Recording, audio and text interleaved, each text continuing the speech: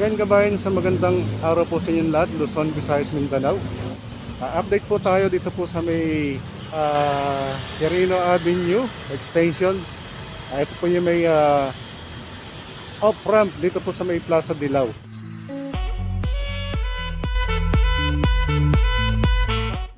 Again kabayan, magandang araw po sa inyong lahat. Shoutout po sa inyong lahat, Luzon, Visayas, Mindanao. So update po tayo. Bali ito po yung kahabaan ng Quirino Avenue Extension kabayan. Dito po sa lugar ng Plaza Dilaw, Paco, Manila. Ito po yung lugar ng San Gregorio Street. Ayan. So sa ngayon bali ito na po yung natatapos nilang pierhead kabayan. Isa, dalawa, tatlo. Napakabilis, grabe nung nakaraan. Dalawa pa lang yan, tapos yung pangatlo ay pinapormahan pa lang, nilalagyan pa lang po ng steel form. Ito po yung lugar ng Quirino Avenue Extension. So mukhang maulan-ulan ngayon, grabe kasi meron nga po meron po tayong LPA na pumasok dito po sa bansa natin. Again, ito po yung unang pierhead kabayan, no? So napakabilis ng improvement. So ito yung unang pierhead kabayan, no? Ito naman yung pangalawang pierhead na nung nakaraan ito pa lang yung nagawa nila. At ngayon ito po yung pangatlong pierhead kabayan. Sariwan-sariwa pa. Ito po yung nakarang upload natin. Pinoformahan pa lang po yan ng form para buhusan ng semento, pero ngayon ayan, so finish na yung niya, yung pierhead. At yun, tinanggal na yung mga support sa ilalim, no? Maliban lang sa scaffolding na meron pa rin sa ilalim. Then ito po yung pang-apat na pierhead, no? Nilalagyan pa lang po ng ng support sa ilalim. Ito bali inalisan na po nila ngayon ng steel form. Ayan, so bali ano pa lang din, scaffolding na lang yung medyo nakaabang, nakaalalay. Then nung nakaraan halos ganito yung sitwasyon nito nung nakarang upload videos natin. Yung nakarang upload video natin ay halos ganito po yung forma niya. Ayan. So ilang days lang tayo hindi nagpunta rito. Ayan, tapos na kagad. Tapos na kagad ito. So malamang yan by next follow up natin, malamang ito naman yung nabuhusan na. So update lang po tayo rito. Shoutout po sa ating mga kababayang OFW and also sa ating mga kababayang immigrants. Ayan, ingat po kayo palagi. So napakabilis naman ng improvement, no? Dahil nung nakaraan ay halos ganyan ang ginagawa nung nakaraan dito, no? Pero ngayon okay na po yung pierhead niya, no? Abangan po natin yung susunod niyan, yung girder niya na so sa ngayon ito naman po yung performa nila, no, ng form, no? Ibabaks yan para mabuhusan ng semento.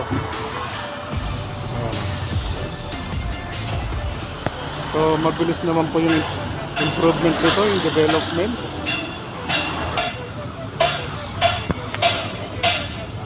So ito meron na siya may pinaka flooring na siya para hulmahan, no? At ibabaks na lang po yan. And then yan, ito po yung ito na yung panlima na lalagyan, no? Nalalagyan ng katulad nito mga form, yung river cake. So kabayan, ito naman po yung kasalukuyan nilalagyan nila ng mga support. Ayan, yung sa ilalim, pati mga flooring, scaffolding.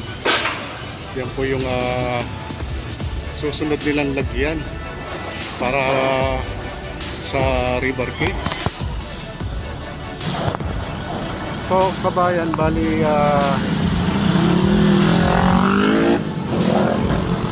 may dalawang poste pa sila na ilalagay rito, no? Pang-anim tsaka pang-pito. No, so dito po itututok yun yung off-ramp na ginagawa.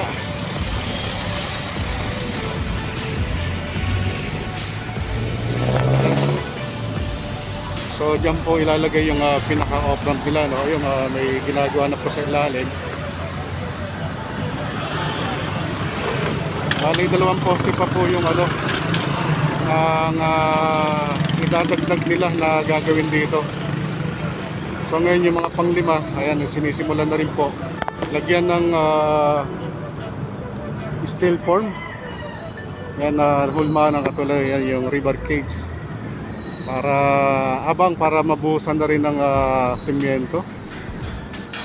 So halos magkadikit na gagawin to, no? Halos magkasunod na gagawin.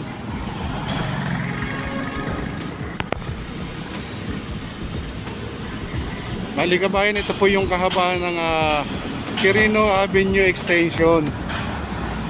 So ito po yung off-ramp. Ito po yung off-ramp na gagawin way to United Nations, kabayan. So bali dalawang poste pa po ang abangan natin dito, no? Ito isa, dalawa. Ayan, bali itong poste po ang itatayo rito, kabayan. So napakabilis naman ng development, no? Ito another poste na naman dito. Bali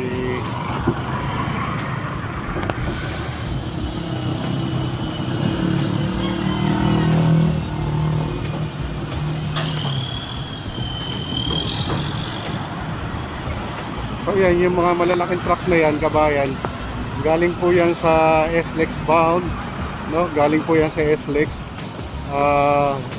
Papunta po rito yan at papunta po yan sa Maya Pier, o kaya dyan po sa lugar ng NLEX yan, going to Nagtahan. So ito po yung alternative route na ginagamit nila, lalo na sa mga malaking truck or mga container van, yan, mga truck na yan.